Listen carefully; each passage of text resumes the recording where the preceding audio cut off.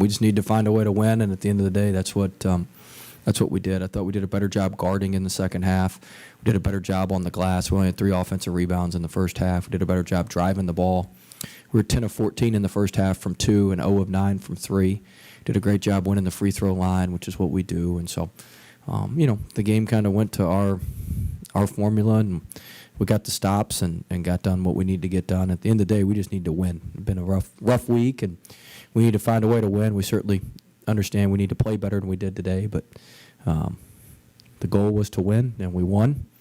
And now we got to move on and get ready to go back on the road and play better on the road.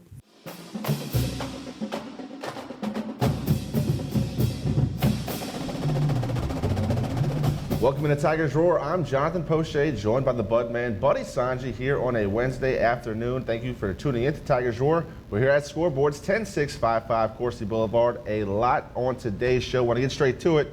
In the opener, you saw Coach Will Wade talking about last night's win against the Missouri Tigers. LSU go to 18-6 from the season, 9-2 in the SEC, 82-78 was the final in that one. Came down to the wire. Big games from Skylar Mays, Javonte Smart, and Darius Days, getting the Tigers back on the road. Dropping 2 SEC games back-to-back, first in Vanderbilt, then to Auburn. Auburn's a great team. LSU needed to find a way to bounce back, and they did so against Missouri. Didn't play well in the first half, Budman, but found a way to get it back rolling in the second half. Got to the line, which is exactly what LSU offense needs to do, and was able to get the victory in the end. Yeah, no doubt about it. Big night at the PMAC last night. Of course, the Pelicans also scoring 138 and coming back to beat Portland. So we are heavy in the hoops now. Thought the Tigers played poorly last night, JP, to be honest. Very bad spacing on offense. Did not do a good job with dribble drive, penetration, defense. Missouri gave up, had a bunch of offensive boards. Not a lot of movement, not a lot of spacing. They are an excellent foul shooting team. Smart with a basket there. Watford needs to quit taking all these threes. He's taking 3 or 4 threes a game, not making any of them. Skylar Mays carrying them. Darius Days with a double-double last night. But let's be honest, folks. 9-2, but they're running on empty a little bit, and they looked heavy-legged last night. And let's also get to it. These next 2 games at Bama and next Tuesday night in the Pete Maravich Assembly Center against Kentucky at 8 o'clock. Give us a better idea, but I hope they play better in those 2 games. They got the W, but not impressed with a lot last night. But, right. Hey, a win's a win, and it tells you you're a good team when you can play poorly and still win. That's right. Talked about looking tired for LSU Tigers for a couple games there. They only played 7 guys. They're definitely using their starters a lot. Only have a couple backups. Depth has not been this team's friend. Talk about not being able to spread the floor. Last night, 10 turnovers, only 7 assists as a team. Skylar Mays, Coach Will Wade said, Missouri, got to give credit. They did a great job making us play one-on-one, and that's really not the Tigers' game. Well, look, you can say whatever it is. You just hit the stat out there, 7 assists. That's ridiculous. And way too much dribbling, way too much outside. It was like you had 4 people out on the perimeter, and they'd all dribble too much. Get in there, do some pick and roll, have some motion, give people some screens. I just look for – they shot way too many 3 balls, didn't make a 3 in the first half. Look, I'm not trying to be negative Nelly on this Wednesday night because I'm happy as a lark it hadn't poured. That's right. Singleton and the weather people are wrong. Thank you, Pat. Everybody out there that has been predicting a deluge for Tuesday, Wednesday. Here it is Wednesday when we're taping. And you get into it. Look, they're winning, but I'm a little disappointed because for whatever reason, JP, they've yet to get the Pete Maravich Assembly Center to be the Death Dome, D-E-A-F.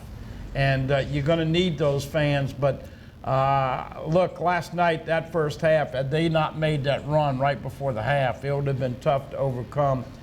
And giving up all those boards, I mean, Coach Wade is not trying to beat his team up and make them lose confidence, but they're going to have to play appreciably better. They did at Auburn. But once again, finishing these games is still an act in progress. Right. 5-point lead at Auburn, 54 seconds left in the game. Had to make a couple clutch free throws in the end, couldn't get it done. Y'all saw the buzzer beater winner in overtime by the Auburn Tigers. And then the game at Missouri, I think you hit the nail on the head. The team looks tired. I mean, they look worn out. Terrible ball movement last night, only 7 assists. Skylar Mays, he's playing above himself right now. Again, last night against Missouri, he had 23 points. He led the team. He's doing everything he can to try to will this team to wins. And you just wonder, it caught up to him at Vanderbilt, caught up to him against Auburn, but will this ugly fault in the team keep rearing its head? Probably not. After they played ugly against Vandy and gave up Vandy, a team that had been winless in 26 games, they gave 99 up to Vandy. They came back, played really well against Auburn, did not get out there and guard the three. Auburn made 18 threes, made the comeback. And so because of that, now Auburn, LSU, and Kentucky all sitting on top with 2 losses. Look, Will Wade's an excellent coach. I think they work those guys hard. If you got 8 or 9 or 10 playing, it doesn't catch up with you. You got to get Charles Manning back. You got to stay out of foul trouble. But back to Skylar Mays. Remember, I predicted probably 3-4 weeks left in the football season that Mr. Chase would win the Biletnikoff. That's right. I'm not yet predicting that Skylar Mays will win the SEC Player of the Year in basketball, but he's a lock. You do that, he's a lock for first team All SEC. Agreed. And he's going to get some votes as an MVP, depending on how LSU finishes. But he is playing outstanding. And of course, last night, Darius Days with the double-double. Emmett Williams had some bad shots as well. The shot selection leaves a lot to be desired.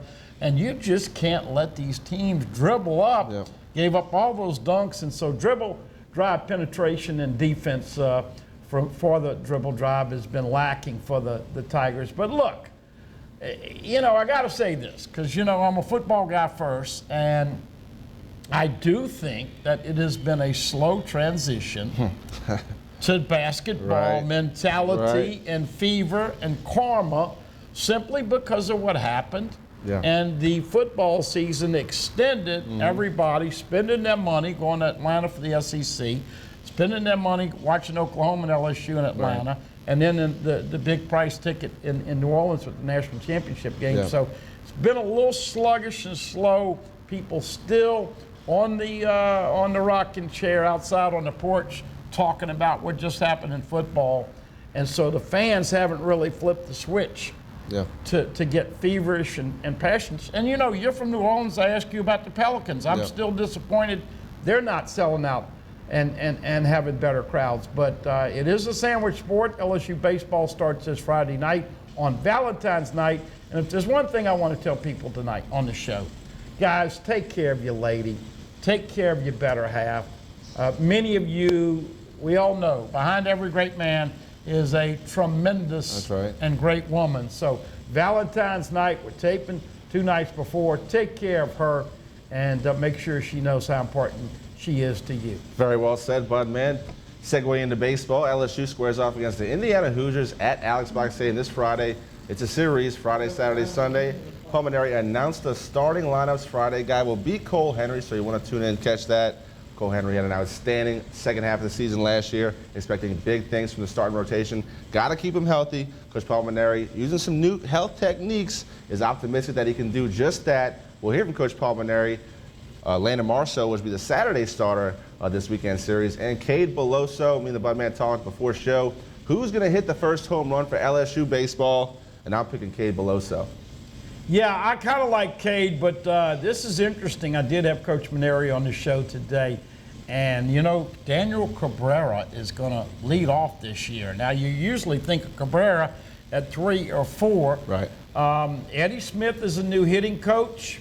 Hopefully, they'll be a little more disciplined. Obviously, they'll have a little more patience and looking for a pitch that they can drive.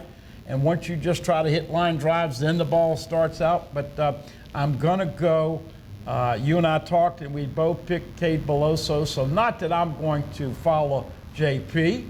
I'm going to go with Cabrera, leading off the 6th inning with the first dinger of the year. Indiana, defending Big Ten champs. So get out there and support your baseball Tigers this weekend. And hopefully the weather will be good. Of course, gymnastics is coming back. We have a little bit on that tonight. And how about this? Bo Pelini was the DC. Now Scott Linehan, the passing game coordinator. We'll talk about that and have some interesting comments about how those two guys are going to fit into LSU football staff moving forward. We'll also talk to Mike Scarborough from TigerBait.com right here on Tigers Roar. Want to get Mike's take on Scott Linehan, LSU's new offense, or continue to build that new offense. And, of course, that XFL debut at this weekend. I know Budman was watching. I was tuned in. I got to say, I was fairly impressed. Thought they did a very professional job with the broadcast. Was interesting to see the few rule changes they have from the NFL. There's a lot of talent in that league. A lot of guys' names you recognize from college and the NFL level. I mean, a guy on the New Orleans Saints roster, Simmie Cobbs, he was playing wide receiver this past weekend for the XFL. It's good to see these guys get a chance. I want to give a shout out to Taylor Russolino, a kid from Brother Martin, down in my neck of the woods. Played at the same playground, graduated 2007, went off to Millsaps, did very well in college. Never got the shot to go into the NFL, but stayed with it. Very persistent, kept kicking, putting his videos out there on Twitter. Got the chance with the St. Louis Battlehawks. Kicked a 48-yarder, 1-for-1 this past weekend. Battlehawks got the championship, got the win. Want to give a shout out to Taylor Russolino. Brother Martin, Johnny Bright Playground for all those Metairie folks out there. We have a whole lot more here on Tigers Roar. Don't go anywhere. Join us right back here after this break.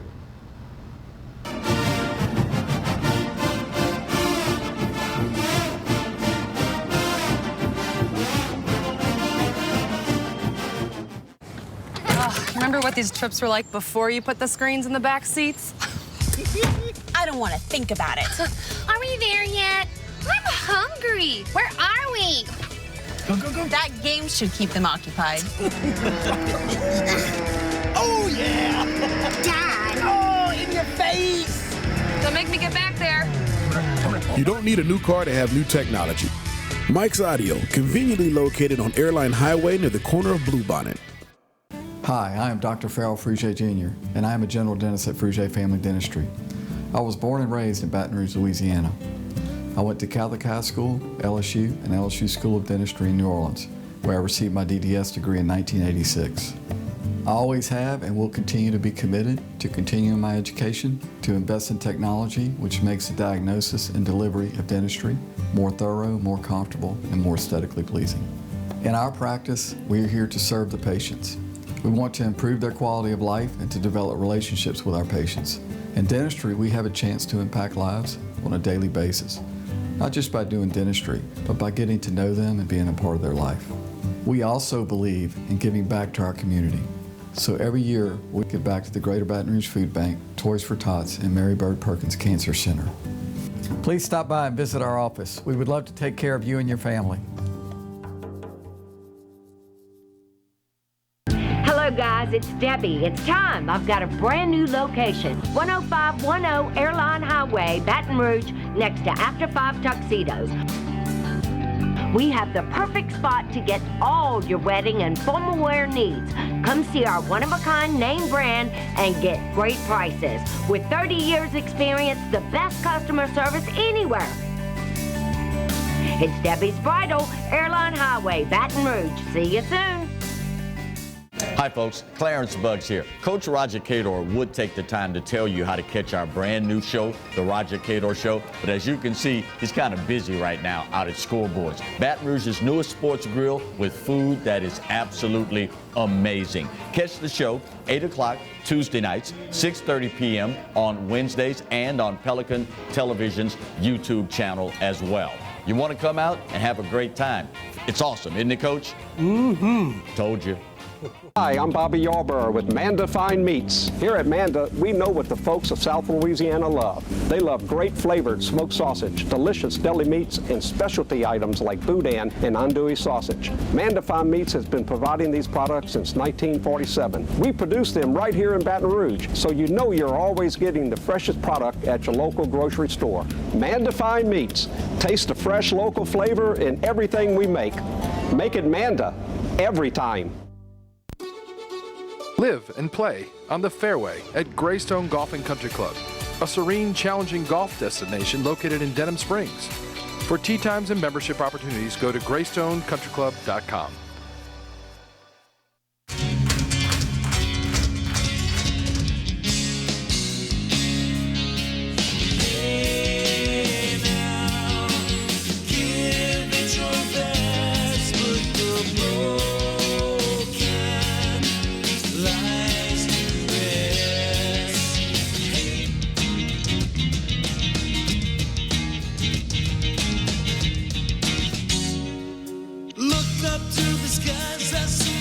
fire in your eyes, but you can't keep it in your heart. 'Cause misery loves company. 'Cause misery loves company. Cold and hungry like a dog in the street. I get a raw deal every one.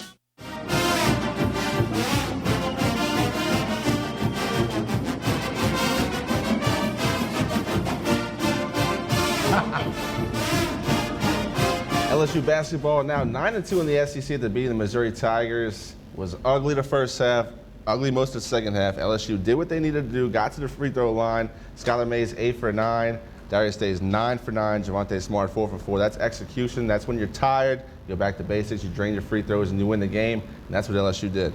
Yeah, no doubt about it. Listen, folks, it's time to kick it up a notch as far as home attendance and giving Coach Wade and that team a little bit more support. But on the other hand, I got people griping. I think the key stat that you said earlier, only 7 assists. Guys, quit all that dribbling and all that outside play. Get in there and move the ball around. I thought Missouri did a great job. I'm not saying LSU's not a team, but they're playing like individuals. Yeah. Get in there, throw the ball in at the post, cut, pick, move, screen. Obviously, if you get to the foul line, they've been very good this year. So we'll wait to see. And you just have to play a little bit better defense because you don't have the 2 6'10", 7-foot rim protectors this That's year. right. Coach Will Wade was only concerned about getting the W for his team at the 2 tough losses in the SEC. We'll let you guys hear from the head coach of the LSU basketball Tigers, Will Wade, along with 3 players, the big 3 from last night's victory, Javante Smart, Skylar Mays, and Darius Days, right here on Tigers Roar.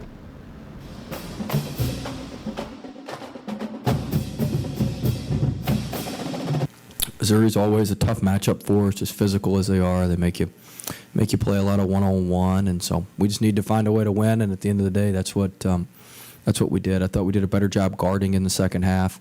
We did a better job on the glass. We only had 3 offensive rebounds in the first half. We did a better job driving the ball. We were 10 of 14 in the first half from 2 and 0 of 9 from 3. Did a great job winning the free throw line, which is what we do. And so, the game kind of went to our formula, and we got the stops and got done what we need to get done. At the end of the day, we just need to win. It's been a rough week, and we need to find a way to win. We certainly understand we need to play better than we did today, but the goal was to win, and we won. And now we got to move on and get ready to go back on the road and play better on the road.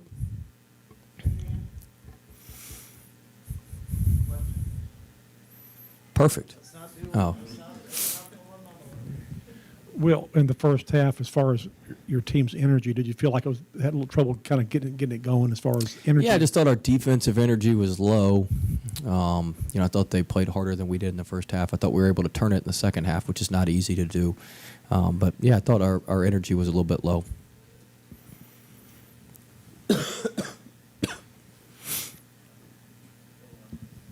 Hey, Coach, that 9-point stretch in the second half for Javante, where I think he scored 9 of 11 for you guys. I mean, was that the turning point, you think? I thought he did a really good job in the second half. I thought Days did a great job on the glass in the second half. But, yeah, when Javante is aggressive and getting downhill and making those floaters and making those shots, he's very, very good.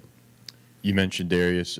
What did you see out of him from an energy perspective? It seemed like he kind of came out. When he's not in foul trouble, that's what he can do every game. But he gets in – he puts himself in tough spots, and then he gets some tough calls a lot of the time. But when he's not in foul trouble, I mean, he's capable of doing that every game for us. I'm really proud of him. That's back-to-back really good games for him. It's not, he's kind of been up and down a little bit. But, our balance of our team showed again tonight. We had 5 guys in double figures, and, we've got to get more from our bench. Hopefully we'll have Charles back on Saturday, and we need him back bad because we need some help on our bench. I thought Marshall Graves played really good minutes for us tonight. I thought he was probably our best guy off the bench tonight, and I thought just because he was solid. But we need some help. It's going to be hard to keep winning with just 5 guys. Our bench guys got to step up and help us. Speaking of energy, there was that foul call on Pinson with 8 minutes left to go that kind of erupted the crowd. Would you say that was kind of a much-needed boost for your team to kind of focus back in, or? I don't know. I thought our crowd was great. I thought the students were great. It was a really good crowd for a Tuesday night, and I thought the crowd was really good, and just willed us. We need to take the lead at some point. We got tied a couple times in the second half, but we need to take the lead so we could get over the hump. How fortunate did you feel at halftime? Glad you're on time today, Sheldon. Thank you. And I'm not on deadline. How fortunate did you feel to be only down 6 at halftime? I mean, it could have been a lot worse. Oh, we should have been down 15 at half. We could have been down 15 and a half. We did a much better job executing at the end of the half. We got the last shot. We did a better job executing down the stretch than we did. So some of the stuff that we had worked on since Auburn, we were much better at. Will, you talk a lot about active hands in that second half. It seemed like you got a couple more deflections. It seems like they were we off. forced their offense out. We were the aggressor, I thought, in the second half defensively. In the first half, we were on our heels, and Smith was getting in the paint, and Penson was getting in the paint, and they had plenty of open options. And so I thought in the second half we were much more aggressive and kind of took it to them a little bit and had them playing on their heels and had them playing a little bit further out than they wanted to play. Will, in all your analytics, do you have a formula for driving the lane, getting to the line? What you look for in your offense as far as attacking the basket? Oh yeah, that's what we do. If you look at our stats for the 3 years we've been here, that's what we're very good. Last year we made more free throws than our opponents attempted in league, and this year we're on pace to do the same thing. And so that's a huge part of what we do. We work on finishing every day. We spend a lot of time driving it. We come in the mornings and work for 30 minutes on just seam drives against pads and sticks and finishing over length and getting mismatches and being able to finish. And so Coach Heyer, my assistant, does a great job with our guys with that. And, you got to have good players. You got to have Javante that can get downhill. You got to have Skylar that can get downhill. And, it helps, Emmett's able to drive it when we run some of those plays for him to drive it from the perimeter. He picked up a big fourth foul on 14, driving it from the perimeter. So we got 5 guys that can drive the ball and draw fouls. Yeah, well, in the first half, they outscored y'all 21-0 3-pointers. What switched the second half? They're only 2 for 8. What did you do as far as rotation wise? Well, we just tried to contest them and not be so far back, and we were just a little bit better. We were there. We just stand there, though, and watch them shoot without jumping to contest. We just stand there with our hand, and it's like horse threes, like they're shooting. I mean, it's crazy. They hit 7 threes, I believe, in the first half. 5 of them, we were there, and we don't jump to contest. I mean, we've got to get better at that. Speaking of standing there, were there too many offensive rebounds for Missouri? In the first half, yeah. I mean, I think they had 9 in the first half, and they only had 3 in the second half. So we did a better job there. We couldn't keep 14 off the glass. 5's a very, very active offensive rebounder. We were switching, and so we had a guard trying to check out 5, and he was just too long in athletics. So we had to go back and change our coverage at halftime. So we didn't have such a mismatch on the checkouts. I kind of came out slow today. Skylar Mays, as he's sitting right here, he told me just get going. We need your energy, and I just try to get my energy and just try to come out with the victory as much as I can. Yeah, this for Skylar. Was there a bit of a hangover from the weekend game as far as just energy, trying to get into it? Yeah, I think Missouri deserves credit. They're a great defensive team. They kind of made us play one-on-one, and we play our best basketball when we can get the ball moving and attack. Closeouts. But we were able to figure it out and score enough points to win. And I'm just proud of my teammates. Darius, this is for you. After I think Trendon got that shot blocked and you kind of threw up that hook shot with the shot clock going down, was that kind of when you maybe felt like it was going to end up going your way tonight? That was nothing but a prayer, and it went in. It went in, and the whole crowd was in it, and I just feel like we just gained momentum, and we took it and ran with it and won the game. Skylar, Coach Martin was just in here saying it doesn't really matter for you guys if the three's falling as it wasn't early tonight because you guys are so good at getting to the line and scoring that way. Let's talk about what that means to your offense, the fact that you guys attack and you get to the line, and it provides a good foundation for your offense. Yeah, that's what we do. You know, like people said before, we got 4 monsters who are great on the offensive glass. So, you know, it's kind of easy to shoot with confidence when you know your teammates are going to go get it. And, you know, we just take pride in getting by guys. And like I said, you know, playing unselfish and attacking closeouts and getting to the rim and taking high percentage shots. Darius, it seemed like the harder y'all tried tonight, the more you got behind and just kind of could never get over the hump until that very last end. What did Javante give to you in that stretch when he scored 9 or 11? He gave us a spark, and then, you know, we huddled up, and we just talked about it. He said we got to just keep going. And Skylar and Javante is our leaders, and we just going to follow them to the end. There's nothing crazy about it. Just going to follow them and do what we're supposed to do and win the game. We got Marty Rance tried to. We got Marty on the set. Couldn't get away. Had to talk to the Bud man. He's that interesting. Come check out Scoreboard. You can talk to Buddy yourself. Maybe Marty will let you get a word in edgewise. We're here at Scoreboard, 10655 Coursey Boulevard. It's time for seafood. They have great crawfish over here, Bud man. Hey, man, we're talking about all the incredible people that have been on this stage. Tommy Chrysant, Ronnie Rance, the girls from Glitter and Gossip. And don't forget the Southern Overtime Show coming up. By the way, folks, this time of year, incredible seafood. We'll bring it out here earlier. And as Coach Roger Cater likes to say, man, it's a shame you don't have smell-o-vision. But look, considering we just finished football and football recruiting, spring football down the road here in a few weeks, start of baseball, and this basketball run going to be interesting.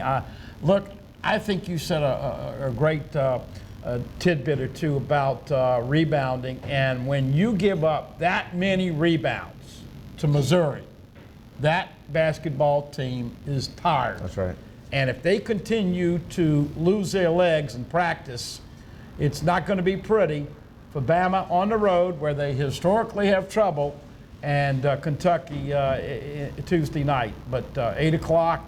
Should be a juice crowd. Hopefully it can be a hard sellout, but I do think that they've got to back off the guys a little bit, watch some film, and tell them to a man 7 assists is not getting us anywhere in postseason play. Most people think, JP, right now, LSU about a 5, could be a 5 or a 6 in the tournament, but I just hope that they can get their second win because you know, LSU fans love LSU hoops when they get into the big dance and nobody wants to play them. Last year we had the controversy with Joe Leva and Coach Wade, so hopefully they learn from that. You know, let's be honest, Trendon Watford now, I like you, big guy, but it looks like you're shooting a bunch of threes to show the NBA you can shoot the long distance shot. Get back around the goal and do your damage. And let's see them play with a little more teamwork. 7 assists. You're not going to beat anybody of consequence with that stat. That's right. LSU will travel to Alabama to take on the Crimson Tide in Tuscaloosa. They are 5-5 in the SEC, but they're 8-3 at home. They do play well in that building. It's going to be a good matchup for LSU to keep this ball rolling. Once again, that is Saturday the 15th. Have a lot more here on Tigers Roar, including some baseball. We'll hear from Coach Paul Maneri and a couple players when we get back right here on Tigers Roar.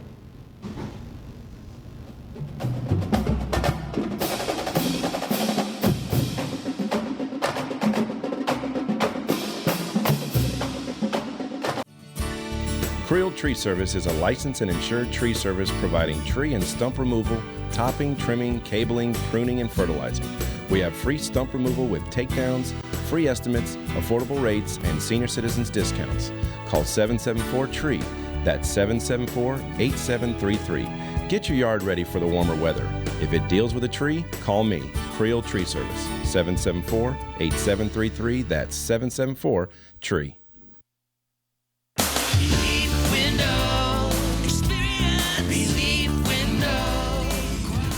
When my wife and I started Relief Windows, what we were trying to do, what our goal was to give a quality job to a homeowner.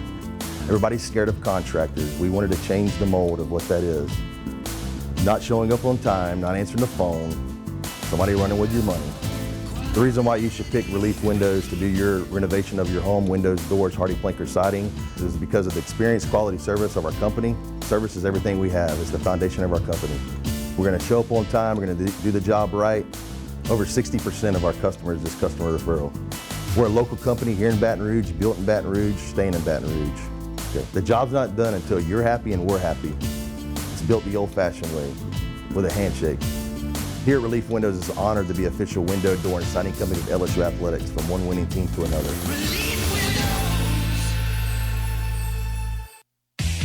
Remember the smell of vinyl? What happened to all your old records? Lost in a move? Thrown out by the ex? Get them back.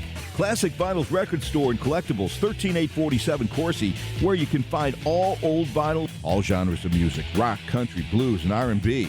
Classic Vinyls and collectibles behind Mary Lee Donuts and Coursey. If they don't have it, they'll get it. Look for them on Facebook. Classic Vinyls, sponsors of Classic Vinyls Classic Rock Night Thursdays at Scoreboards on Coursey. I'll leave for a little while, and all you other letters think you can take over my town. Look at you. None of you's even involved. If the people want the money they deserve for their accident, The E-guarantee. and as for you other letters, it's time you were erased. Hi, I'm Bobby Yarborough with Manda Fine Meats. Here at Manda, we know what the folks of South Louisiana love. They love great flavored smoked sausage, delicious deli meats, and specialty items like boudin and andouille sausage. Manda Fine Meats has been providing these products since 1947. We produce them right here in Baton Rouge, so you know you're always getting the freshest product at your local grocery store. Manda Fine Meats. Taste the fresh local flavor in everything we make. Make it Manda every time. I've seen a lot of things during my life, more bad things than good. I've lived in a lot of places, but never a home. I don't think anybody cares about me anymore. And now I'm tired. Signed, Brian, age 11. Abused and neglected children in East Baton Rouge Parish are in dire need of CASA volunteers. Please call 379-8598 today. Change a life of hurt into a life of hope. Hello. Hola. 你好. Experience what the Baton Rouge International School can offer your children. Now welcoming displaced students for short and long-term stability.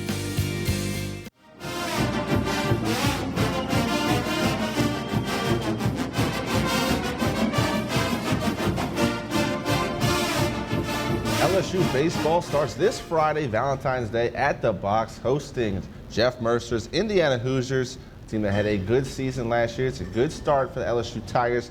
They'll have to test that pitching, get that new hitting coach Eddie Smith working early, get that LSU lineup and their bat swinging hot to start the season. Don't want to fall behind early like they did last year. Yeah, no doubt about it. They've got some guys that are going to hit the long ball. New guy, junior college transfer, Zach Mathis, is going to be a fan favorite. New freshman Hayden Travinsky, big kid, can play catch, first base, or DH. Mo Hampton, slow transition from football to baseball, but once he starts stroking it, he's going to be impressive, really can run on the bases. Wes Toops, another kid that's a freshman that will be in the outfield. Obviously, Hal Hughes is going to start this weekend at shortstop, but contingent upon his hitting, we'll see Kay Doty, another freshman from Denham Springs, play around the infield. Bianco in left field.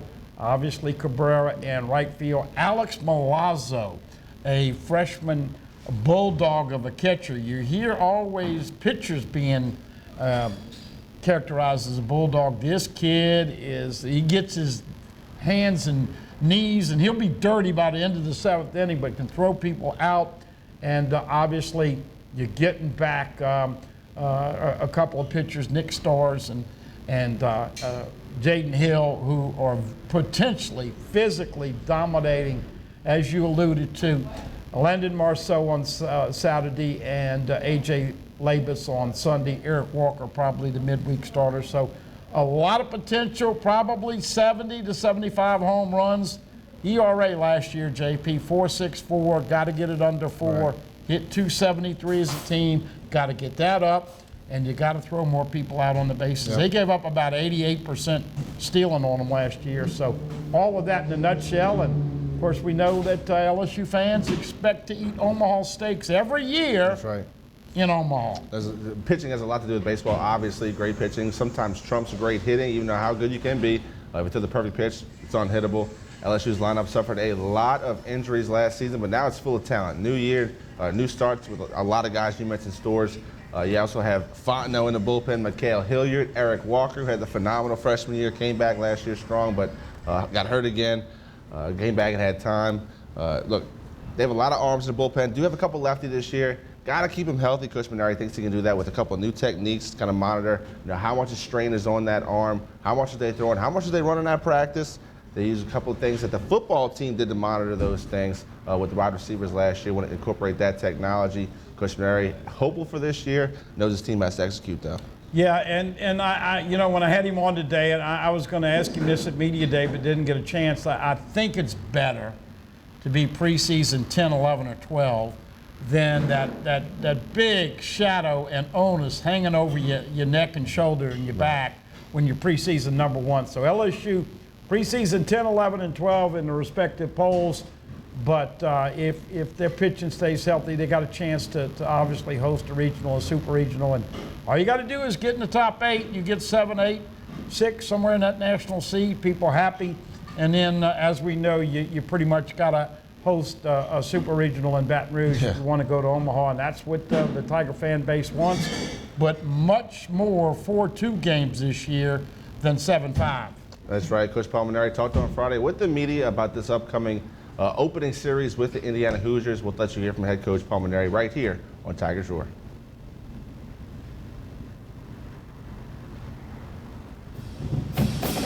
Right, Cole Henry. Saturday afternoon will be Landon Marceau, and Sunday will be A.J. Labus. What went into deciding between Marceau and Labus and Marceau? It's just they're both so close in abilities. It could have very easily been the other way around, but I just thought, we ended the season last year with Henry number 1 and Marceau number 2, and Marceau's kind of got a little bit of that big game experience, and I just thought, the game 2 is such a pivotal game in a weekend series that we ought to go with a guy that had a little bit more experience, and so that's why we're going with Landon Marceau second. Coach said a couple of weeks ago you didn't have a lineup. You had to get some things. What are those people doing? I didn't notice that. I'm sorry. You said a couple of weeks ago you didn't have a lineup. You had to get some things to unfold. Any close? I'm not asking you for a lineup, but what has happened in the 2 weeks that you were to see happen? So I can't give you a lineup because I honestly don't know what the lineup will be. I did talk to their coach today, and he told me who was starting for them, but he didn't know which order. They have one left-handed starting pitcher. That would be a factor that would play into it, and whether he's pitching game 1 or game 2. But what we have, Tommy, is kind of come up with like 3 different combinations of lineups. One of them would be the most experienced group that we could put out there on the field, and I generally like to play the most experienced players on opening day, just because for some of the young kids, they get here, they practiced every day, but when they get here on opening night and there's 12,000 people and the bright lights are on, it's kind of an eye-opener for them. But we're going to end up probably playing at least 1 freshman, if not 2, plus a new player in Zach Mathis. So I think it's going to be a little bit unavoidable. But that's one lineup. A second lineup could be, actually there's 4 lineups. No, 3. Excuse me, I'm sorry. That lineup would probably be our best combination of offense and defense. The second possibility is to have our best defensive infield out there with our best offensive outfield, but then sacrificing a little bit of defense in the outfield. And then our third possibility is to have our best defensive outfield, but our best offensive infield, and that would be sacrificing a little bit of defense in the infield. So, I have an idea about who the players, the top 12, 13 players are, but I think what you're going to see is some variations of the lineup at least through the first couple of weeks until we get a little bit more of a feel for what the best combination is. And we may continue doing that even after. Coach, the one scrimmage I came to, Milazzo was throwing guys out on the base pass pretty well. Is he going to be an asset in that regard? He's going to continue to do that. Not only does he have a strong arm, but it's a very accurate arm, and he gets rid of the ball extremely quick. He can virtually throw like a shortstop does from different arm angles. If the pitch is low and outside, he's liable to backhand it and sidearm the ball to second base. If the ball is, a pitch up or down the middle, he'll get on top of the throw and get a little bit more juice behind it. But whichever angle of his arm he throws with it, he's extremely accurate. I'm not sure, maybe Papirski was as accurate, but I think Milazzo's probably got a quicker release and a little bit stronger arm. So he's an asset for us defensively. And he's going to need some time to grow with the bat like any freshman would. But he's, during the fall, he swung the bat well. This spring, he's not swung it as well as he did in the fall. But he's going to catch at least one of the games that weekend against Indiana. If Saul's feeling great and doing fine, he'll catch probably Friday and Sunday, and Milazzo would catch on Saturday. But Saul's been, dealing with, he had surgery on his thumb, and he missed a couple of days of practice this week with some tendonitis in that thumb. We don't think it's anything more serious than that, but a couple of days rest. Yesterday was the first day he had swung a bat, I think, since Monday. Maybe it was Sunday, I can't remember. But no, we didn't practice Sunday, so it was on Monday was the last time he swung a bat.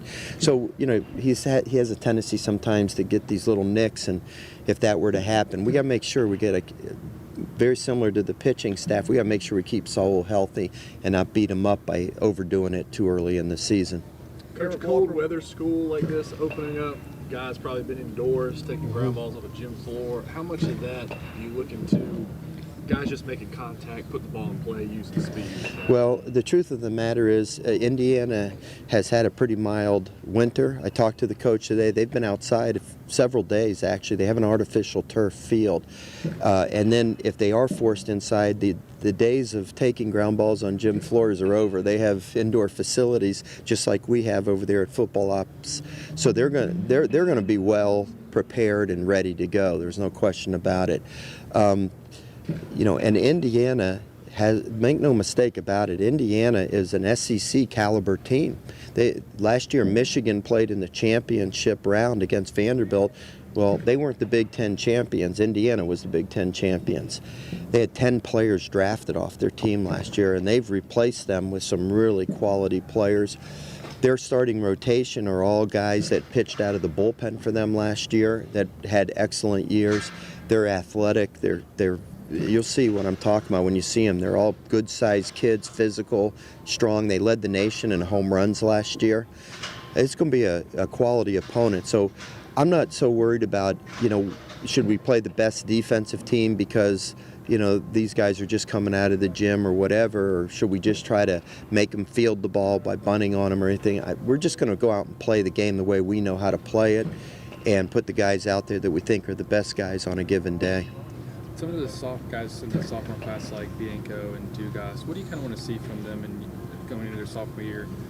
How crucial are they going to be this season? Well, I think they're very crucial to our success, Wilson. You like to see guys go from their freshman year to their sophomore year and make a big jump.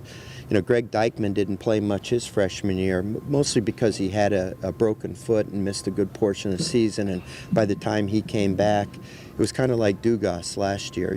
By the time he came back, we're in the midst of the SEC schedule, and it's kind of hard to, have your spring training in the middle of the SEC schedule. But Dykman in his sophomore year was really great. And that's what you like to see out of guys like Bianco and Giacomo and Dugas, guys that played sporadically as freshmen, but then they make a big jump in their sophomore year. And they're going to be given every opportunity to prove that they can be the guys that make a difference for our team. And then they're going to have to get it done, or we'll have to try some other guys. So Eric Walker will start at Nichols, is that? We haven't decided the midweek starters for next week, Jacques, and that's an honest answer. So we're going to get through this weekend. You don't expect your starting pitchers to go deep into the game opening weekend. So I have a feeling we're going to be using virtually everybody out of the bullpen if necessary. And then after the weekend is over, we'll just kind of reevaluate where we are, who's available, who wasn't used that much, and having 2 midweek games is obviously a challenge in itself. But you know, our first midweek game is not Nichols, it's Southern on Tuesday, and everybody around here remembers playing Southern last year and getting whipped in that second game we played them. So in no way are we going to be taking them lightly, I can assure you of that. Coach, what sort of information are you going to be looking for in the first series next week? What kind of information? Relative to what are you talking about? Like just the team in general. You said you're still looking to fill those starting roles in next week's starters. Just look from now till then. What information are you looking for from the team to see? After the weekend is over, or Yes, before the weekend? After the weekend's over. Well, obviously the first goal is to win the games. You know, all the games matter. The SEC games obviously are of most importance because you're playing for an SEC championship.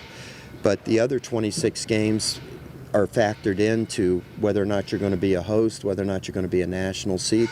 Heck, it could factor into just getting into the NCAA tournament. So we have to treat every game as though it's an SEC game. We're going to try to win and do what it takes to win within reason. You know, I'm not going to send Cole Henry out there for 120 pitches on opening night.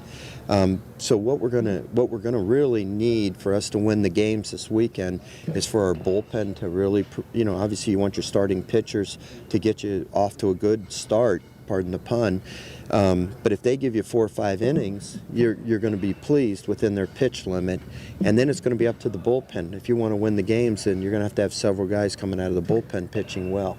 Obviously, you need to score some runs also, and you need, besides holding the team down with pitching, you need to play good defense. So you just want to see how quickly certain guys are going to, I've watched them now for several weeks out here, and then when you go into the games, it's kind of an extension of what we've been doing. So it's not like anybody's going to be hitting a panic button if you start making changes after 1 game or 2 games or 3 games, because we've been watching them for a month. It's not the first time, but you want to see which guys are going to take their game to another level once the real games begin.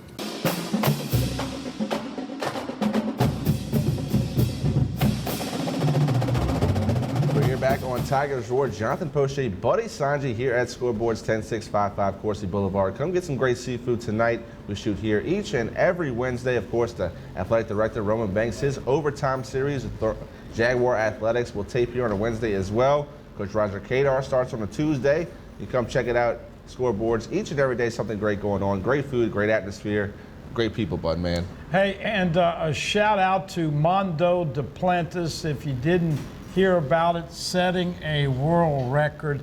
You know, it's unbelievable. I was talking about a month ago, and I said this kid's gonna jump 20 feet here before long. Of course, as we know, overseas Europe, everybody knows track is big over there, and they go by meters. What was it, 6.17 meters? Correct. Which, doesn't equate for us because we do a poor job of converting. That metric system. Yeah, but kudos to Mondo. He's a great young man, and I know that Dennis Shaver was very happy to have him, albeit for only 1 year. That's correct. We do have the highlight clip from Mondo. Might get that a little bit later on in this program. Of course, we're going to take a quick break. Get back. We'll talk to Mike Scarborough, TigerBait.com, get his take on Scott Linehan hired for LSU with an offensive passing coordinator.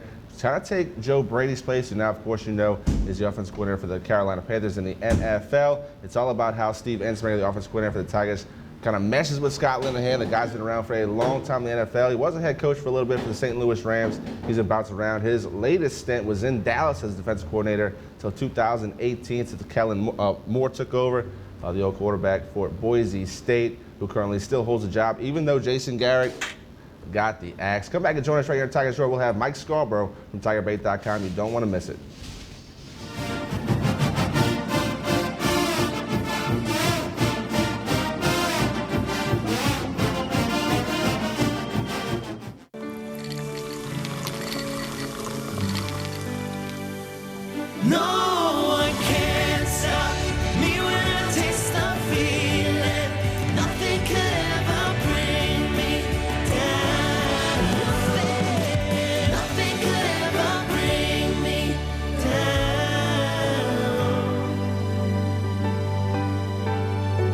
Taste the feeling. Hello, guys, it's Debbie. It's time. I've got a brand new location. 10510 Airline Highway, Baton Rouge, next to After 5 Tuxedos. We have the perfect spot to get all your wedding and formal wear needs. Come see our one-of-a-kind name brand and get great prices. With 30 years experience, the best customer service anywhere. It's Debbie's Bridal, Airline Highway, Baton Rouge. See you soon.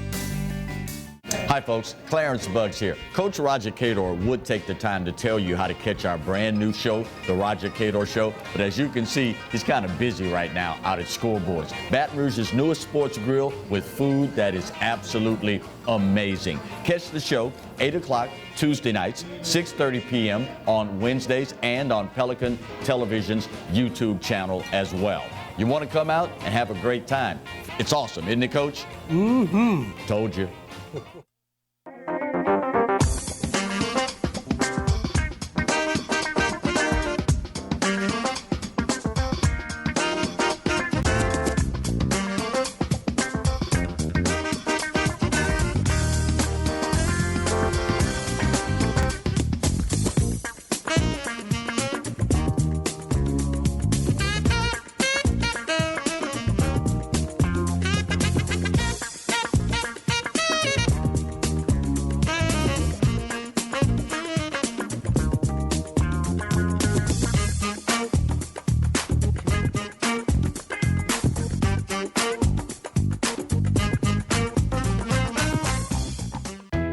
Furniture and Appliances, your dependable independent. Depend on us for service, for selection, for price. Get huge Whirlpool savings. Shop now and save on Whirlpool appliances throughout the store. Plus, experience our price match guarantee and ask about special financing. You can depend on the know-how of people who live appliances every day. Bellello's Furniture and Appliances, your dependable independent with nationwide buying power. Hi, I am Dr. Farrell Frugier Jr., and I am a general dentist at Frugier Family Dentistry. I was born and raised in Baton Rouge, Louisiana. I went to Catholic High School, LSU, and LSU School of Dentistry in New Orleans, where I received my DDS degree in 1986.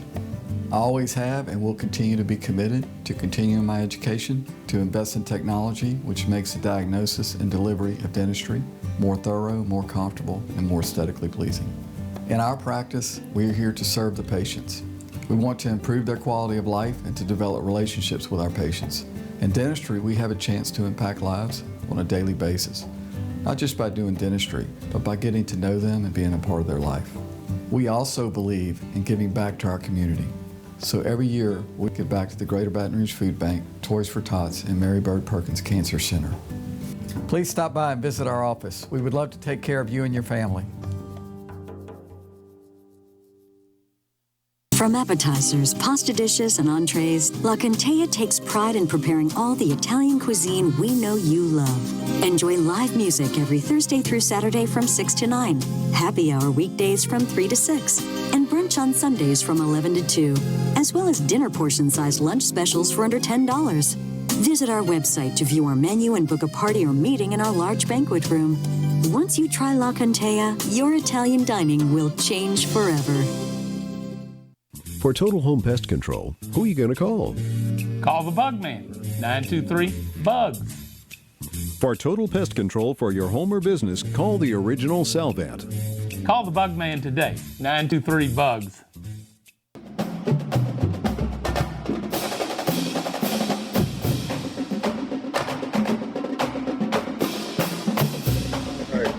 Welcome to Tigers Drawer. I'm Jonathan Poche, joined by Buddy Sanji. It's that time here on Tigers Drawer. We talk to the very special guest, Mike Scarborough from TigerBait.com. Not a lot of recruiting going on right now, but we always want to talk to Mike, get his take on what's going on in the world. LSU football, more specifically, they hired Scott Linehan to kind of replace Joe Brady, that offensive passing game coordinator. Mike, there's been a lot of knee-jerk reaction that it's kind of like just an old football guy taking the place of the young, innovative Joe Brady. Saw some hate on the decision early from the LSU Tiger faithful on social media, but as time went on, I think the Scott Linehan hire kind of made sense to a lot of people in that he knows the game. Ensminger's still a coordinator. The scheme has already been put in place, and Ensminger is still calling the plays.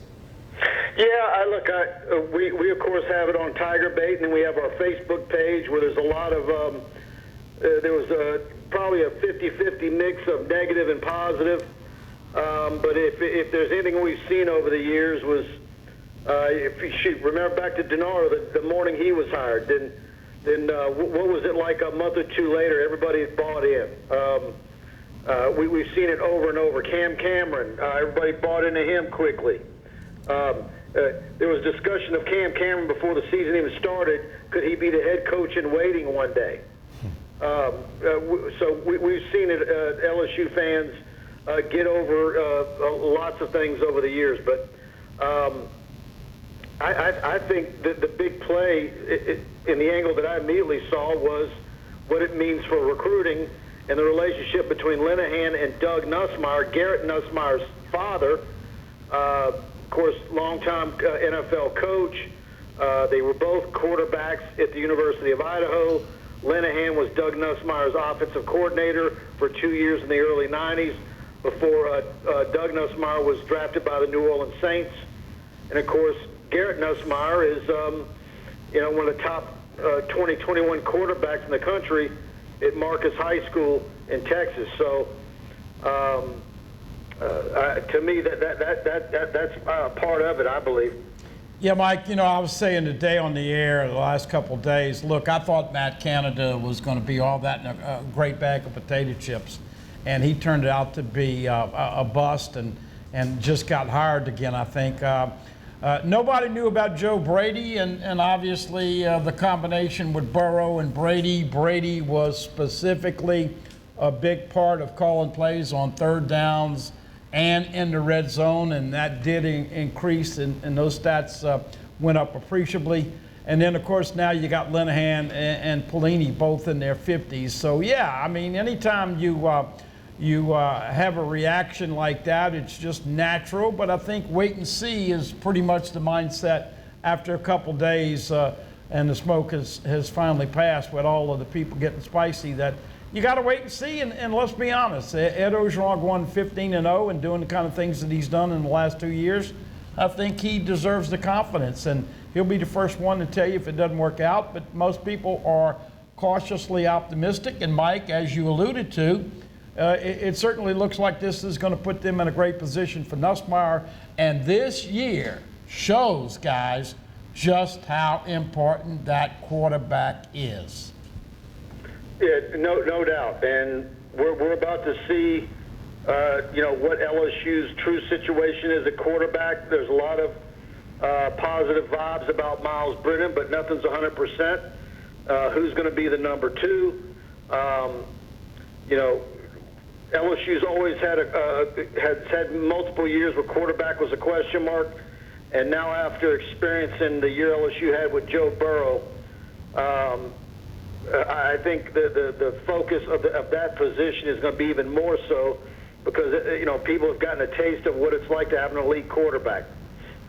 Yeah, no doubt about it. Mike, since we last talked to you last week on TV, obviously it extended another day or so, but Jordan Burch invariably ended up going to South Carolina. And as I mentioned to you, JP, and Mike and I talked about it, a couple days after he sends it in, of course, Will Muschamp loses 3 coaches, including the defensive line coach. You shouldn't sign with a school because of a position coach, but we know that it happens. And so now that 2020 class is put to bed, Mike, grad transfers, looking for a linebacker and a center. Got any names, or is that still a work in progress? No, because that's one thing Coach Orgeron said this week was, you could look at the transfer portal today, and next week you look at it, and it's totally different. It's also a matter of LSU starting spring practice on March 2nd, going through it, evaluating what they do have and where they absolutely could use some immediate help, and then but certainly every day logging into the computer to seeing who's in the portal, and then going from there. Hey, I didn't talk to JP about this before the broadcast today, Mike, but let's just assume that Miles Brennan wins the job in the spring going into the fall camp. What's the biggest thing that people will notice as far as differences between him as the starter and Joe Burrow? You know, look, we know Miles Brennan has a strong arm.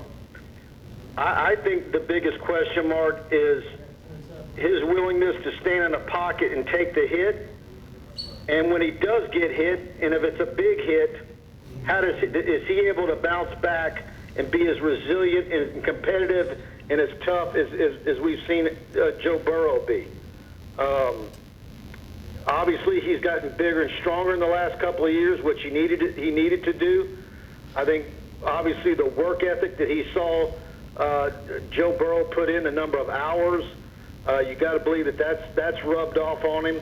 But to me, the biggest factor is his willingness to sit in the pocket and take a hit, absorb hits, and keep on going without getting antsy and his eyes dropping before he gets rid of the ball. To me, that's going to be the question mark for Miles Brennan. JP, what you got? Yeah, Mike, I mean, I agree with you. The toughness was something that was absolutely outstanding from Joe Burrow. You saw get his whole team fired up. My question, though, Burrow had the ability to process the entire field very quickly, know where all of his receivers were, and then where the check down was. You saw him check a lot of balls down to Clyde Edwards-Helaire. In your opinion, does Miles Brennan have the level of football knowledge that Joe Burrow had? Granted, Joe Burrow was a professional football player in college last year. Took a couple classes online, but all he did was study tape. Can Miles Brennan reach that level of intelligence on the football field, in your opinion, Mike? Yeah, that's an unknown. You know, it was such a unique situation. Obviously, Miles Brennan is going to have a bigger load of classes. You know, he's not a graduate. He's not in a master's program. You know, he's got to walk the campus and do homework and has a big load of 15 hours plus. So, yeah, you know, that part of it's impossible. But obviously, the more spare time that he dedicates when, you know, on his own, you know, that's when it becomes second nature. And the more it's you know, he's immersed in it, the more he's able to look at a field and know what he's seeing because he's seen it already. Yeah, one of the things that I've mentioned, guys, on the radio a couple times is that this is going to be Miles Brennan's first year as a starter. And unfortunately, because of what we just witnessed, people are going to want to measure Miles Brennan in his first year starting versus Joe Burrow, who had a year before he was all everything and won the Heisman. The other difference that I see, guys, is that I think that we kind of took for granted after it happened over and over and over again. And I agree with both of your points, Mike, the toughness and all that, but making plays with his feet. I mean, how many times did Joe Burrow, especially once you got into the back end of the season, as we both all said, using those eyes, not going downfield, but using those eyes, going and read progression of reads, but taking off and getting to the first down marker, taking off and making big plays. Hell, in the championship game, third down, no timeouts left, and he scampers 30-something yards down the sideline, gets out of bounds, takes a hit, enough time to actually throw the touchdown pass on the waning seconds. Any other play, without his smarts, they settle for a field goal or don't even get any points. So his smarts, but making plays with his feet. But I think the unfair thing for Miles or whoever starts next year, people are going to want to measure him to what Burrow did in his second year, and I hope the fan base gives Miles a little bit of room to grow, because you really do grow up and have training on the job right in front of everybody. Well, and I think the fan base knows that. I think they're going to accept that, you know, everything that we just saw this last year, you're likely to never see again. But, you know, how much are they, you know, how much are they willing to accept of a drop-off across the board? I think that's what's going to remain to be seen. What's the post-game call-in shows looking like? You know, if the passing percentage is at 48% or 55%, and it's 2 touchdowns or 3 touchdowns and a pick. You know, those sorts of things. Bad decisions, red zone not as effective. I mean, some of that was going to happen had Joe Brady stayed at LSU. Yeah. Hey, Mike. You don't have Cushenberry anymore. Yeah. You You're not going to have Justin Jefferson anymore. You're not going to have Thaddeus Moss, Hilaire. I mean, there's so many components to this thing, and I think LSU fans are going to need to be cognizant of not trying to pin the blame on one particular factor of it all, because it's going to be many things. Yeah, reload instead of rebuild. The other thing, JP and Mike, Scott Linehan coming in specifically to help on third down calls and to help in the red zone. But, you know, nobody knows at this point, under pressure situations, how that relationship will be and how well they'll work as a tandem. But it's fun to see. And of course, Mike, I'll be out there helping you with spring ball March the 7th as we see how this team, new team, with some new coaches, try to put the pieces to the puzzle, because once you feed them filet mignon, they don't want to go back to red beans and rice. No doubt, no doubt. And that's the whole deal, too, is like, you know, what are the expectations?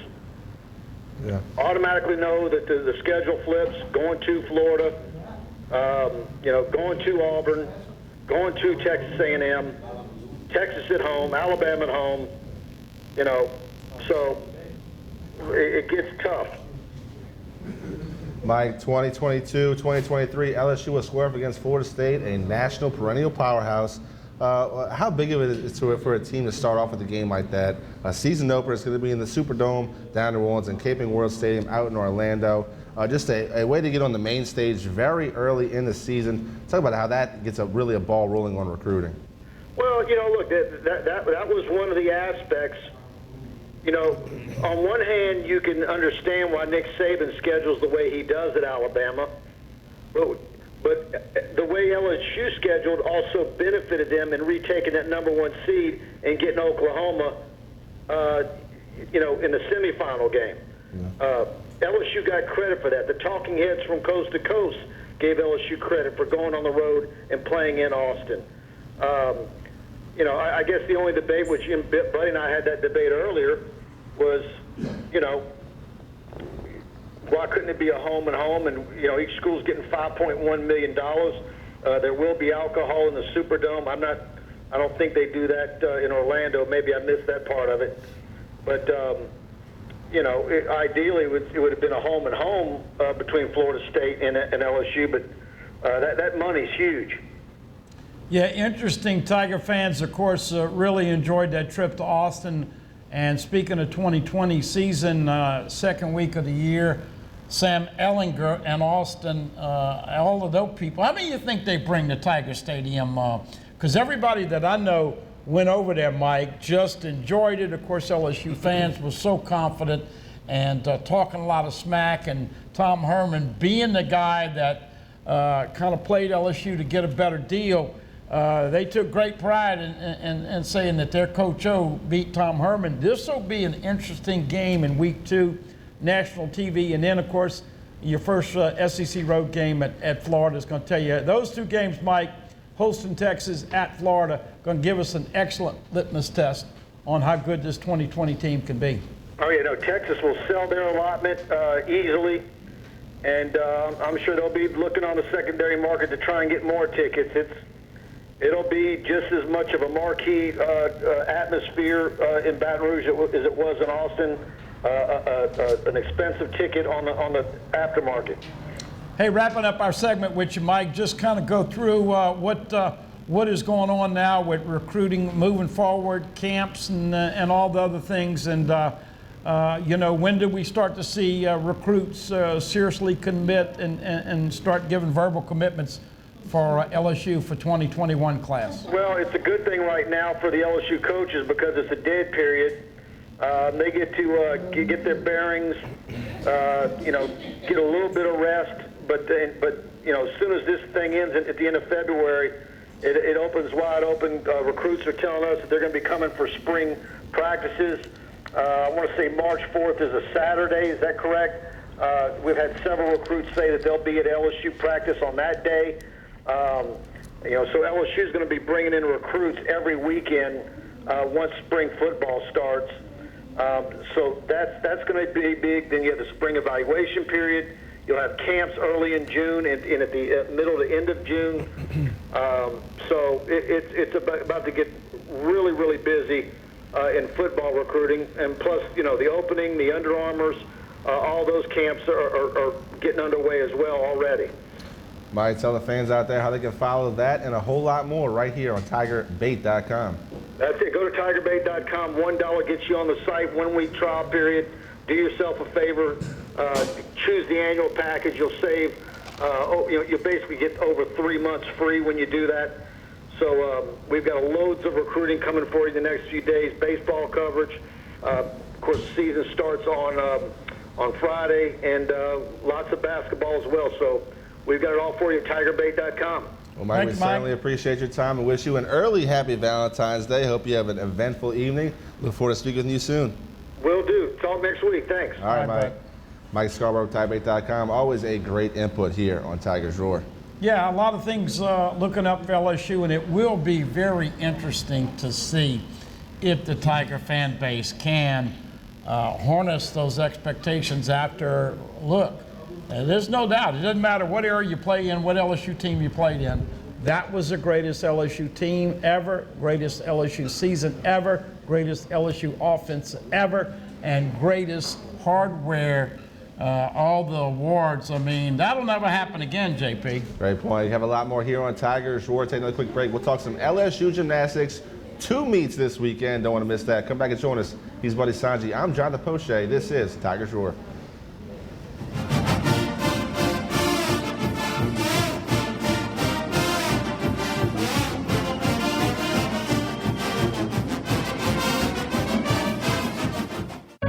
We've been fighting the war on drugs for a long time. We answer the phone 24/7, 365 days a year.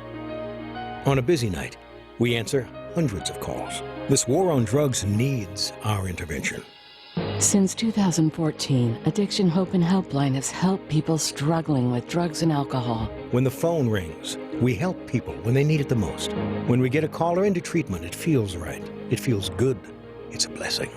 If you're struggling, drinking, using, and need to get clean, don't suffer alone in silence. Call Addiction Hope and Helpline. Our people understand, and many are also in recovery. Call for support and strength. You can call for someone who can't or isn't willing.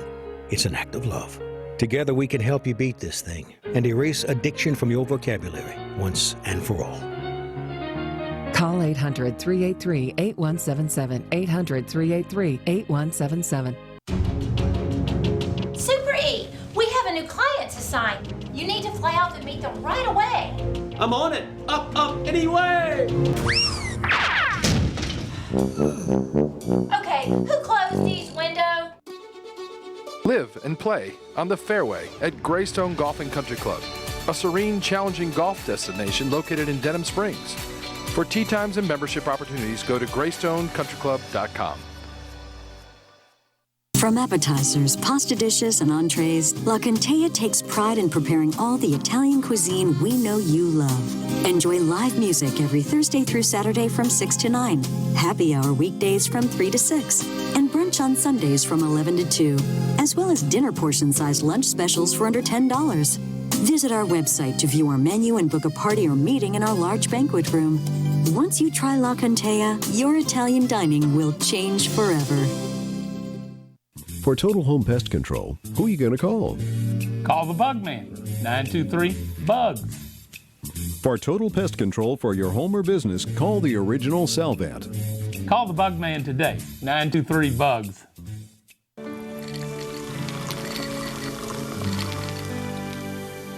No one can stop me when I taste the feeling. Nothing could ever bring me down. Nothing could ever bring me down. Taste the feeling. They said I could find you here. Why are you fishing? Our company's got to ship out 2 full color brochures and 20 color copies. You're killing me. It's done. Designed, printed, packaged, and shipped. How? You just got to know the right people. Baker Printing, the printing people. How come you get to fish in this private lake? Like I said, you just got to know the right people. You can know the right people too. Hi, I'm Bobby Yarborough with Manda Fine Meats. Here at Manda, we know what the folks of South Louisiana love. They love great flavored smoked sausage, delicious deli meats, and specialty items like boudin and andouille sausage. Manda Fine Meats has been providing these products since 1947. We produce them right here in Baton Rouge, so you know you're always getting the freshest product at your local grocery store. Manda Fine Meats. Taste the fresh local flavor in everything we make. Make it Manda every time. Hello. Hola. 你好. Experience what the Baton Rouge International School can offer your children. Now welcoming displaced students for short and long-term stability.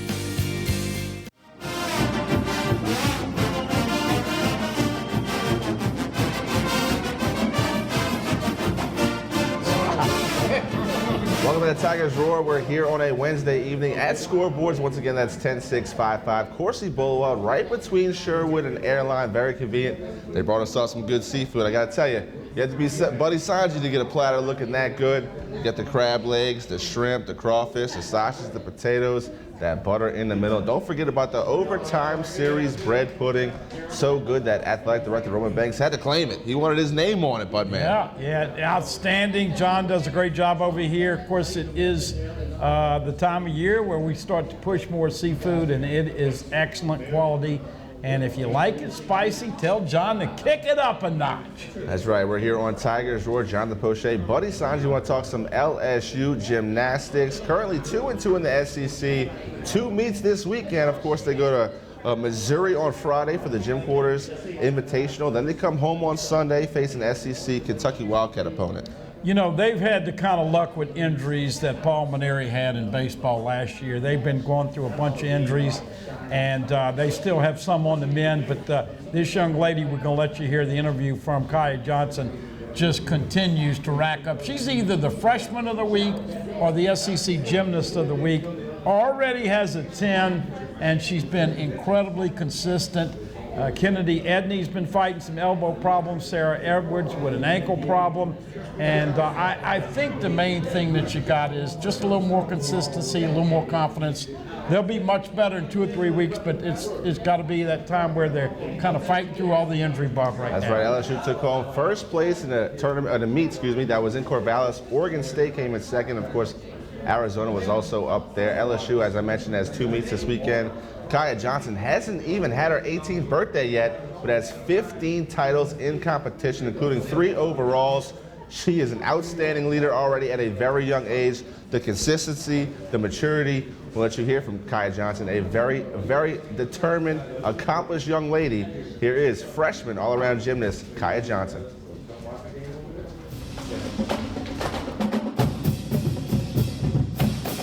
It's very different for me because I haven't competed like back-to-back like that, let alone every week. But we're just going to train and prepare like normal and then just try to do treatment and like keep our buddies healthy for all 3 meets. What was it like going all the way out there and competing against some different competition and obviously getting the win? It was really fun. It was really different. We got to compete on a Saturday against teams that we've never competed against before, and it really helped us get ready for postseason because meets are going to be like that. Everybody's going to be going at the same time, so it was really good practice for later on in the season. We got another all-around title this weekend. Like, is that now the goal for you individually every time you go out? I try not to really think of individual goals. I mean, the main goal for me is just winning with my team and getting high scores with my team. What is we all practice maybe a day less this week than normal? What was the routine going to be like? We have the same amount of practices, but we leave for Missouri on Thursday, and then that night we have like a little training there on the podium, and then we compete Friday. Talk about the difference between a podium. It's been a while since you competed on a podium. Yeah. That's preferable, right? That's typically what most gymnasts like to have. I haven't competed on it in a while, so it's going to be really different, but podium does sometimes add like a little bounce, and the landings are a little softer, so hopefully that's how it is this weekend. And how ingrained, at this point in the season, how ingrained are you, how important is it to practice? Is it just to keep sharp? I mean, you know these routines by heart now. Yeah. You're not making any major changes, right? Yeah. Basically, practice is just like get in and get out, we try to do the best we can on our first turn so we don't have to do that many. And now that we've done it for so long, practices are really short because we just try to get in and get out. Can you speak to the ones that Christina mentioned about all the injuries? Those having to step up, next man mentality. The ones that are stepping up, are they getting more acclimated, more comfortable? Yeah, we've had a lot of people step up this season just because injuries, and a couple people that haven't competed at the beginning of the season have gone back to back these last 2 weeks. So I think they're getting more comfortable in their spots and they're doing better. So Is that a blessing maybe in disguise where top to bottom, everybody is experienced, everybody has those big meat atmospheres under their belt? Yeah, that's going to help us in the long run also because you never really know what's going to happen. So to have backup and like people ready is going to help. Can you tell a difference? Like if you look at everybody and how they perform, can you tell a difference between the ones that are consistent contributors and the ones that are having to step up in those utility roles maybe?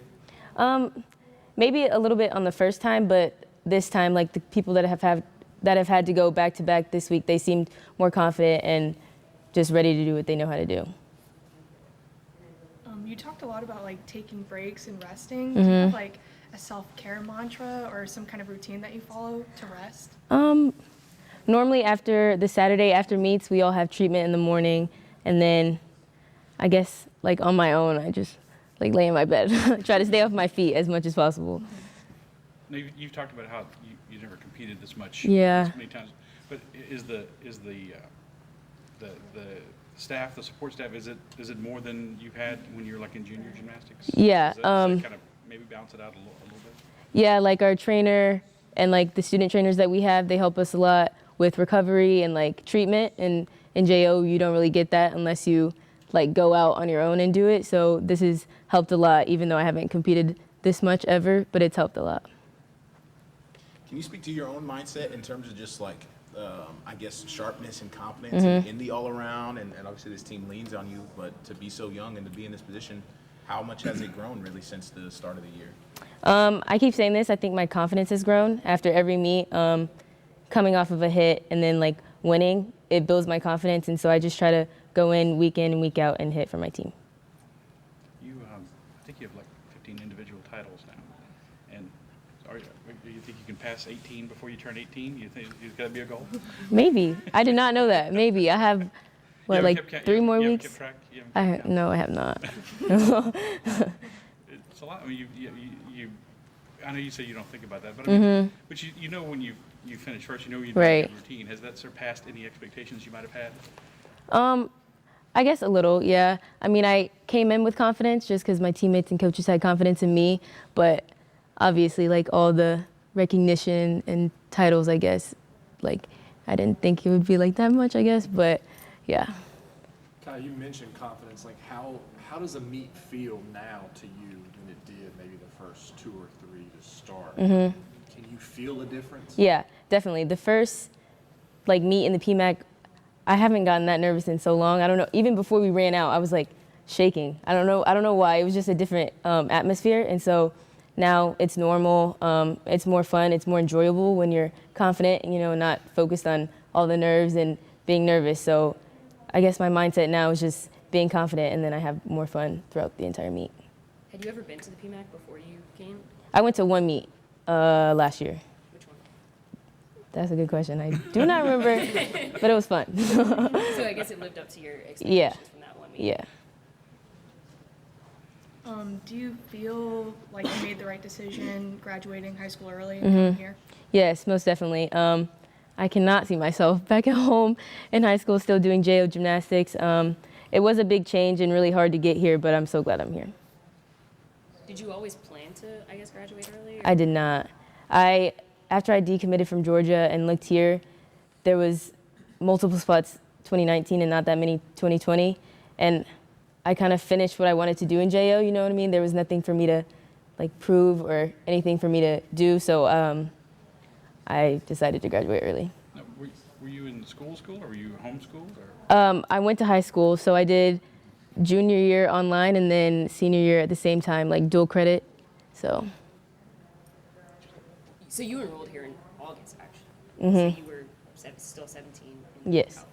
Is that how, I guess, crazy is that for you personally? It's not that crazy for me personally, but when I tell people, like, they don't, like, I guess expect that I'm 17, but yeah, I knew coming in that I was going to be, like, younger than everyone else, so I've just tried to be mature and, like, I don't know, not act like I'm 17. What are your most, like, 17-year-old tendencies? I don't know. Do you ever, like, do some things like, wow, that was terrible, that's 17 years old to me? Or your older teammates, maybe do they not give you a hard time, but do they mention that to you quite a bit, or some of the seniors? Not really.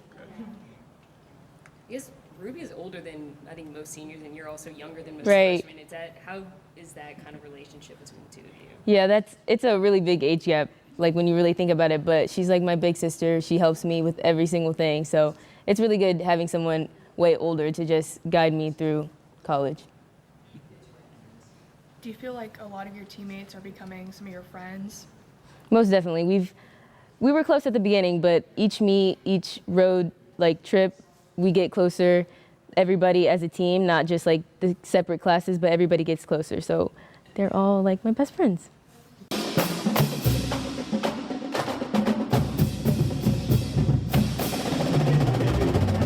That was 17-year-old freshman Kaya Johnson, and her crusade so far through the competition has been outstanding. She's the best athlete on the floor at such a young age. We're here at Scoreboards. You see the seafood, the shrimp, the crawfish, the crabs, the potatoes, the corn. John does a great job boiling it all. Come get it for yourself. There's going to be a crowd here at Scoreboards getting ready for the overtime series with Athletic Director Roman Banks. A look inside Southern Athletics. That shoots here on a Wednesday as well. Remember, if you forget to catch any of our shows live on TV, just go to YouTube, youtube.com/Pelican Broadcasting. It's a great way to keep up with everything we do here. We're wrapping it up here on a Wednesday evening. Buddy Sanji, LSU, Florida State, 2022-2023. Florida State just got a new head coach in Mike Norville, a guy that did a great job at Memphis, hopefully getting that thing turned around. You know, it's all about the recruiting game. It's going to be interesting to see down the road how that game plays out. Of course, LSU baseball open up the season on Valentine's night, 7 o'clock. I'd like the Tigers to win at least 2, maybe sweep Indiana. Basketball at Alabama Saturday afternoon. And, of course, the big one next Tuesday night. Got to fill the PMAC with Kentucky coming in next Tuesday night at 8 o'clock. LSU Gymnastics has 2 meets this weekend, one in Missouri, then back home to host Kentucky. Coach Dede Bros keeping her squad right in the thick of things despite a lot of injuries to that team. Bunch of great girls. Kaya Johnson's been outstanding. We told you for here on Tigers Roar for about 3 or 4 weeks. Watch out for that girl. She's going to be an absolute stud. And that's all we're here for you here on Tigers Roar. I want to thank Marty, our floor director, and everyone in the truck. And also want to thank you for tuning in to Tigers Roar. For the Budman, Buddy Sanji, and Jonathan Poche. Have a good evening.